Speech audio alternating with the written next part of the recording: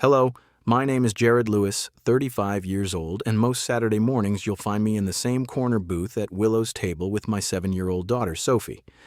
Red Willow isn't the kind of town that makes it onto maps, and that's exactly why I picked it 3 years ago. Small enough that nobody asks too many questions, big enough that we don't stand out. Just a quiet place to raise a little girl and pretend the rest of the world doesn't exist. Willow's table is the heart of Red Willow, faded red vinyl booths, a jukebox that still plays Johnny Cash and the permanent smell of bacon and burnt coffee. Sophie likes table 3 because it has the best light for coloring. I like it because it faces the door, old habit. That morning was no different. Sophie was bent over her sketch pad, tongue sticking out the way it does when she's concentrating. I was on my second cup of coffee, scrolling through nothing on my phone when Maya came over with the refill pot. She's been our server almost every weekend for the past year. 31, maybe 32. Dark hair always pulled back in a low knot, quiet smile that never quite reaches her eyes. She moves like someone trying to take up as little space as possible. "More coffee, Mr. Lewis?" she asked, voice soft, the pot trembling just enough that the surface of my coffee rippled. "Jared's fine," I said for the 100th time. She nodded, poured, and started to step away when the bell above the door slammed open so hard it bounced against the wall. A man stormed in, 65, maybe 70, built like he'd spent his life throwing his weight around, gray buzz-cut, red face, sheriff's department jacket, even though everyone knew he'd retired years ago. Russell Colton. I'd seen him once or twice in passing, never liked the way he looked at people, like he was measuring how much they weighed and finding them all lacking. He made a beeline for Maya. Before anyone could blink, his hand clamped around her wrist and he yanked her toward the center of the diner. "You still working this dead-end job?" His voice carried like a gunshot. "Still throwing your life away for tips and greasy plates?" Maya's face went white. The coffee pot slipped from her fingers and shattered on the tile, dark liquid spreading like blood. A couple of old farmers at the counter froze mid-bite. The only sound was the jukebox clicking over to the next song. "Let go of me," Maya whispered, barely audible. "You think this is freedom?" Russell twisted her arm harder. "This is what you ran away for, to wear an apron and smile at strangers while your future rots?" She tried to pull free, but he was stronger, and something in her eyes went dead, like a switch flipping off. I'd seen that look before, on my wife the night the machines beeped their last warning. I was halfway out of the booth when a small, clear voice cut through the room. "Daddy, she's scared." Sophie, standing on the seat, milk mustache on her upper lip, eyes wide and serious. "She's really, really scared. You have to do something." Every head in the diner turned. Time slowed the way it does right before everything changes.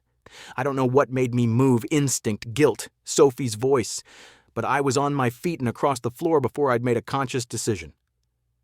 I stepped between them, close enough that Russell had to let go of Maya's wrist or risk touching me. He smelled like stale cigarettes and authority that never learned when to retire. "I don't know who you are, Ikondon," I said, keeping my voice low, "but you're not doing this here, not to her, not in front of my daughter." Russell's eyes narrowed, sizing me up the way cops do when they're deciding whether you're worth the paperwork. "Mind your own business, son. She is my business." The words came out steadier than I felt. "Let it go. Walk away." For a second I thought he'd swing. Then he looked past me at the room full of neighbors, at Sophie watching with her little fists clenched, at Maya shaking behind me, and something in his face shifted. Not shame, never shame, but the realization that he'd lost the audience. He pointed a thick finger at Maya. "This isn't over." Then he stormed out, door banging shut behind him. The diner stayed silent for one heartbeat, two. Maya's knees buckled. I caught her elbow before she hit the floor. She was lighter than I expected, trembling like a bird in a storm. "I'm sorry," she whispered to the room, to the broken pot, to the coffee soaking into her shoes. "I'm so sorry." Tears started then, silent and unstoppable, sliding down cheeks that never cried in public. She tried to wipe them away with the back of her wrist and only smeared mascara across her face. Sophie slipped out of the booth and walked over, unafraid. She took Maya's other hand, small fingers wrapping around shaking ones. "It's okay, Miss Maya," she said. "Daddy made the bad man leave. You're safe now." Maya looked down at my daughter, then up at me, and for the first time since I'd known her, the mask was gone. Just a woman, who'd spent too long being afraid. I didn't know it yet, but that was the moment everything started. I didn't sleep much that night. Sophie did. She fell asleep on the couch with her colored pencils still clutched in one hand and a half-finished drawing of a princess with a coffee pot for a crown. I carried her to bed, tucked her in, and stood in the doorway longer than I needed to, watching the rise and fall of her breathing. 7 years old and already braver than I'd ever been. Downstairs, I poured myself a drink I didn't finish and stared at the dark backyard. The house was too quiet. It had been quiet for 3 years, ever since the funeral, ever since I loaded the last box into the moving truck and drove away from San Francisco without looking back. I used to have a different name and a different life. Jared Lewis, CEO of Ether Drive, the guy on the cover of Wired at 31, the one they called the future of autonomous transportation. We were going to save millions of lives, eliminate human error, make roads safe for kids like Sophie. My wife, Elena, believed in it more than anyone. She was the first person to ride in the prototype, laughing in the passenger seat while the car drove itself down the Pacific Coast Highway at sunset. 2 years later, a sensor failed. A truck ran a red light. The system hesitated for 0.8 seconds. That was all it took. The inquiry lasted 9 months. The headlines lasted longer. I sat in conference rooms while lawyers explained liability and shareholders explained stock prices. They offered me $2.4 billion to make it go away quietly. I signed the papers, shut the company down, and disappeared. Red Willow was supposed to be the place where nobody knew my name. I bought the little blue house on Maple Street with cash, told people I worked from home in tech support, and learned how to mow a lawn and make pancakes shaped like dinosaurs. I thought if I stayed quiet enough, the guilt would eventually get tired and leave. It never did. Across town, Maya Colton was carrying her own ghosts. I learned the pieces slowly, the way you learn anything in a small town. Whispers over coffee, old newspaper clippings at the library, the things people say when they think you're not really listening. She'd been the golden child once. Straight A student, full ride scholarship to University of Chicago Law, the daughter Russell Colton bragged about at every retirement party and 4th of July barbecue. He'd risen through the sheriff's department the hard way, back when the county still had dirt roads and bar fights, and he expected his only child to follow the family tradition. Not law school, law enforcement, badge, gun, respect. Maya tried to please him. She really did. She enrolled in the criminal justice program, wore the uniform for exactly 3 weeks at the academy, and then one night, she packed a single duffel bag, left a note that said, "I'm sorry, I can't breathe," and took a Greyhound east until the money ran out. She ended up back in Red Willow because it was the one place her father would never think to look for a runaway. She changed her last name on her driver's license to her mother's maiden name, got a job at Willow's table, and started serving coffee to the same people who used to watch her win debate tournaments. Every Sunday, Russell found her anyway. He'd sit at the counter, order black coffee he never drank, and wait until her shift ended so he could list all the ways she was wasting her life. Sometimes he'd do it in the parking lot. Sometimes in front of customers. She never fought back. She'd just lower her eyes, nod, and wait for him to leave. 10 years of that. 10 years of learning that love could feel like a handcuff if it was tight enough. I didn't know any of this the first time I saw her cry in the middle of the diner. I only knew that when Sophie said, "She's scared," something in me recognized the sound of a person drowning in slow motion. That night, after the drink I didn't finish, I opened the safe in my office closet. Inside were the things I never looked at anymore. Elena's wedding ring, the last prototype key fob, a flash drive with the raw telemetry from the crash, and a single photograph of me on stage at the launch event, arms raised, grinning like a man who still believed he could fix the world. I closed the safe again. For the first time in 3 years, the guilt felt heavier than the silence. Across the railroad tracks, in the tiny apartment above the hardware store, Maya sat on her bathroom floor and cried the way people do when they're finally alone. She cried for the girl who once believed she could argue her way out of anything, for the father who loved her so much he couldn't let her go, for the life she'd wanted and the life she'd settled for. She cried until there was nothing left, then washed her face, put on the same calm mask, and went to bed telling herself tomorrow would be easier. It never was. But tomorrow was also the day the rain started and the day I learned that sometimes the universe doesn't send a hero, it just sends a man in an old pickup truck who happens to be driving by when someone needs to hear that they don't have to be afraid alone. I didn't know that yet. All I knew was that Sophie had looked at a stranger and seen something I'd missed for 3 years, and that maybe, just maybe, it was time to stop hiding from the things that still hurt. The rain came down the next morning like the sky had been holding it in for years, thick, heavy drops that hammered the tin roof of Willow's table and turned Main Street into a shallow river. I dropped Sophie at school early, she had a dentist appointment, then circled back for coffee because the house felt too empty without her chatter. Maya was working the counter alone again, hair twisted up with a pencil, sleeves pushed high, moving like someone trying to outrun the weather inside her own skin. I took my usual booth, opened my laptop, pretended to work. She brought the coffee without a word. The bruise on her wrist from yesterday was already turning yellow-green. Neither of us mentioned it. By noon, the rain got worse. Power flickered. Old Mr. Hargrove decided it was a good day to close early and sent Maya home with half a shift's pay and an umbrella that flipped inside out the second she stepped outside. I was pulling out of the parking lot when I saw her at the bus stop, soaked through, arms wrapped around herself, staring at the ground like it might open up and take her.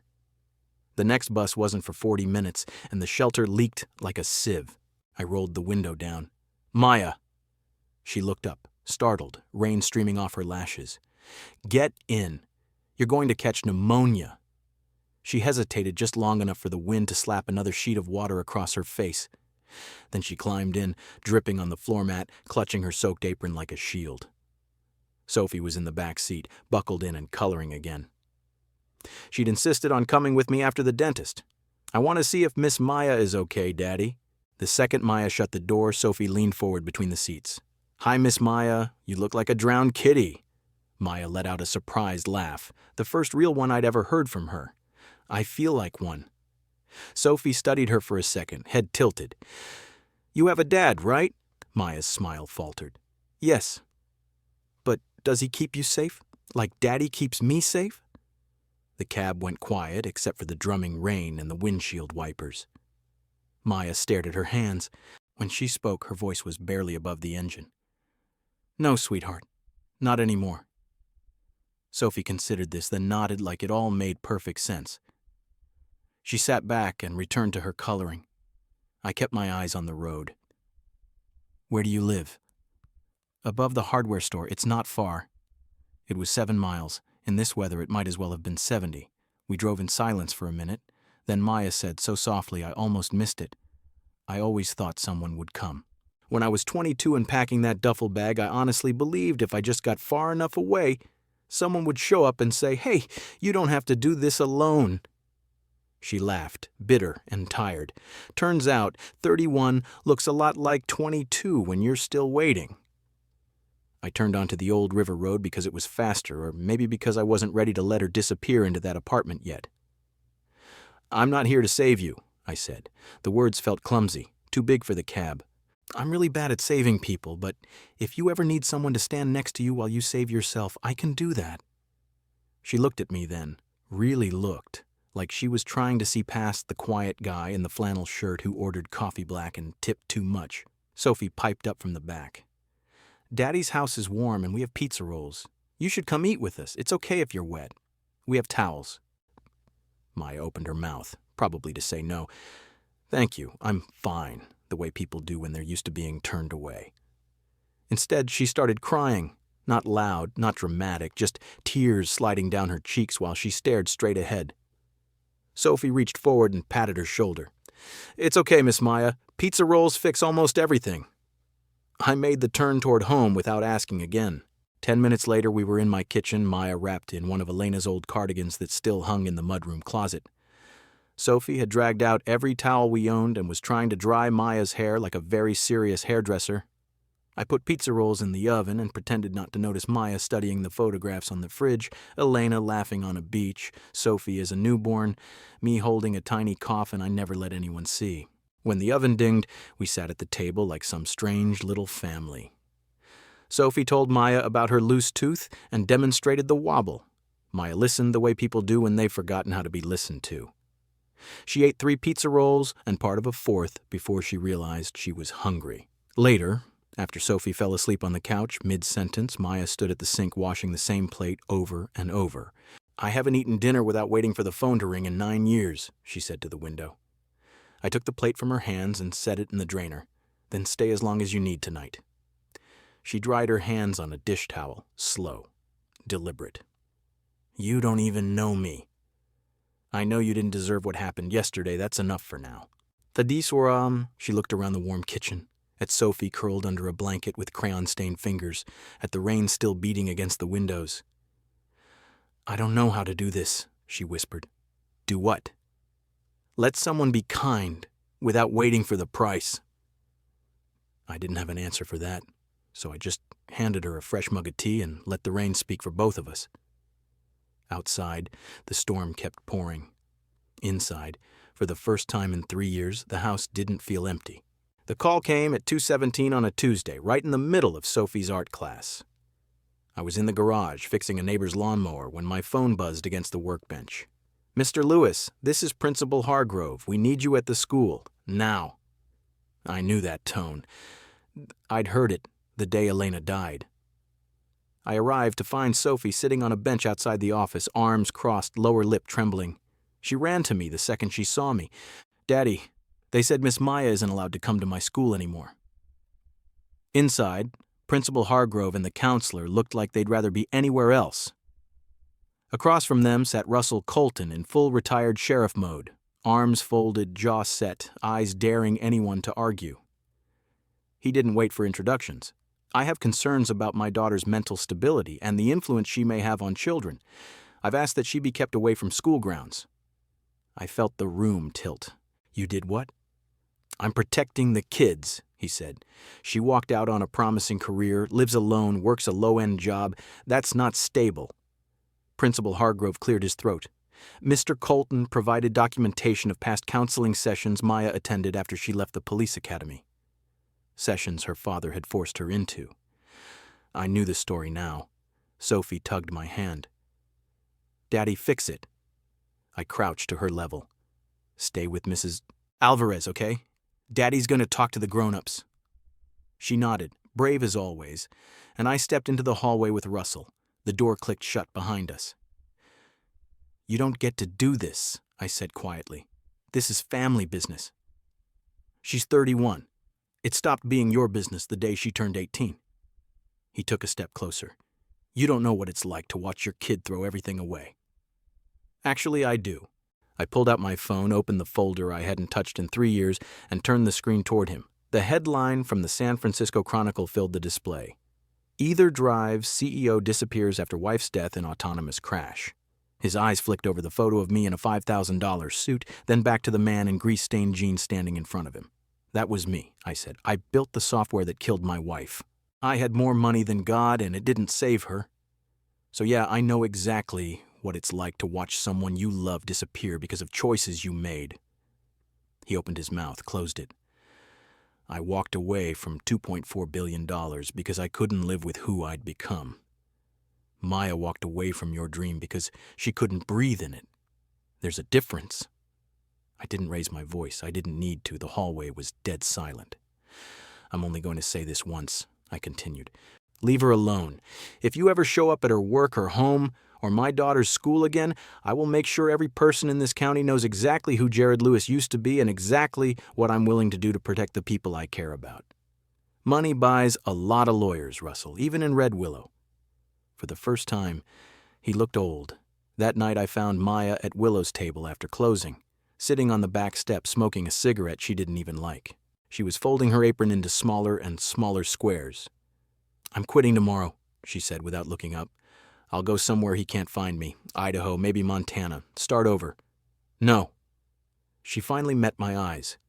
"You don't get to decide for me." "I'm not deciding for you. I'm asking you to stay and fight with me." She laughed sharp and broken. "Fight with what? I have nothing. You have me, and you have Sophie, who spent all evening making you this." I handed her the drawing Sophie had pressed into my hand on the way out, 3 stick figures holding hands under a rainbow. The tallest one had Miss Maya written in purple crayon and a cape made of coffee cups. Maya stared at it until the tears started again. "I'm tired of running," she whispered. "Then stop." I drove her home. Well, to my home, because hers still felt like a place she was hiding. She fell asleep on the couch with Sophie curled against her like a kitten. I sat in the armchair and watched them breathe, and for the first time since Elena died, the house felt like it had room for more than ghosts. The next morning, I did something I swore I'd never do again. I opened my laptop, logged into accounts I'd abandoned, and sent one email to a reporter at the Idaho Statesman who owed me a favor from another lifetime. By noon, the story was live. Local father, former tech billionaire, breaks silence to protect Red Willow waitress from abusive parent. I attached the crash report, the settlement documents, everything. Let the world see what I'd become and what I was willing to lose again if it kept Maya safe. The town's Facebook group exploded. People who'd known me as Quiet Jared who fixes computers suddenly remembered why my face looked familiar. Some were angry I'd hidden it, most just wanted to help. Russell Colton's phone started ringing off the hook. Old colleagues, the current sheriff, reporters asking for comment. He went silent. Maya didn't speak for 2 days. Then, on the third morning, she walked into the kitchen carrying a printed application for the University of Idaho College of Law. "I'm not ready to forgive him," she said, "but I'm done letting him write my story." I looked at her standing in my kitchen in one of my old shirts, hair still messy from sleep, holding that application like it weighed 1,000 pounds and 1,000,000 possibilities. And I knew the fight wasn't over. But for the first time, we weren't fighting alone. 3 months later, Red Willow held its Fall Harvest Festival the way it always did. Hay bales on the square, a chili cook-off, kids in costumes chasing each other through piles of leaves. The air smelled like wood smoke and cinnamon. Everything felt lighter. Maya had moved out of the apartment above the hardware store the week after the story broke. She rented the little white house 2 streets over from mine, the one with the blue shutters and the porch swing that creaked just right. She changed every lock herself, then handed me a key without ceremony. "For emergencies," she said. We both knew what kind of emergency she meant. She started classes at the University of Idaho the following semester, online for now, but she'd already been accepted for in-person the next fall. I paid the first tuition bill from an account nobody in town knew existed. She found out anyway and tried to give the money back. I told her the only payment I wanted was for her to walk across that stage in 4 years and let Sophie throw the graduation cap for her. Sophie started calling her teacher Maya because every Tuesday and Thursday evening Maya came over with poetry books and taught Sophie how to turn feelings into words. They'd sit on the living room rug, legs folded, arguing over whether clouds or dragons made better metaphors. I'd listen from the kitchen and realize my daughter's laughter no longer sounded careful. The night of the festival, the organizers had set up a small stage by the gazebo for the open mic portion. Maya had spent 2 weeks trying to back out of reading the poem she'd written for her English comp class, so Sophie wouldn't let her. "You promised," Sophie said, arms crossed, exactly the way Maya did when she was being stubborn. "Poems are for sharing." So Maya stood under the string lights in a simple green dress, hair loose for the first time in public, and read to a crowd that had once watched her father drag her across a diner floor. She didn't shake. She didn't look for him in the audience. She just read. I spent 10 years learning how to be small so someone else could feel large. I measured my life in apologies and the sound of a door locking behind me. Tonight, I am learning a new measurement. The space between my own 2 feet when no one is pushing or pulling. Freedom is not the absence of walls. It is the moment I decide which side of the door I want to stand on. When she finished, the square was quiet for 1 heartbeat, then erupted. Old men who'd known her since kindergarten wiped their eyes. Teenagers who'd only ever seen her carry coffee trays cheered like she'd just won the Super Bowl. She stepped off the stage smiling, real, and unguarded, and Sophie launched herself into Maya's arms like a missile. I waited until the crowd thinned, until the only light came from the lanterns and the moon. Then I walked up the steps with Sophie riding on my shoulders, as her hands over my eyes like she was steering. Maya turned, cheeks flushed from applause and cold air. "Hi," she said, soft. "Hi," I answered. Sophie leaned down from her perch. Daddy has something to ask you. I helped. I set Sophie on the stage, reached into my coat pocket, and pulled out the ring I'd been carrying for 2 weeks. Not gold, not diamonds. Just a band of polished cedar Sophie had shaped in shop class, sanded smooth with her own small hands. I got down on one knee. The wood was cool against my palm. I don't have billions anymore, I said. I don't have headlines or private jets. I have a 7-year-old co-designer, a house that smells like crayons and coffee, and a heart that learned how to hope again because you walked into my kitchen on a rainy day and let my daughter dry your hair with dish towels. Sophie bounced beside me. Say yes, Teacher Maya. We already voted. Maya laughed through the tears that had started the second I knelt. I'm not asking you to be saved, I said. I'm asking you to choose us every day. The good ones, the hard ones, the ordinary ones. Choose to write the rest of your story with 2 people who already think you're the bravest person we know. She looked at the ring, then at Sophie, then at me. Yes, she whispered. Every day. Yes. Sophie whooped loud enough to scatter the last of the leaves. I slipped the wooden ring onto Maya's finger. It fit perfectly. Later, walking home under the streetlights, Sophie between us holding both our hands, Maya leaned her head against my shoulder. Freedom, she said quietly, feels a lot like being chosen. I squeezed her hand. And love, I answered, feels a lot like finally coming home.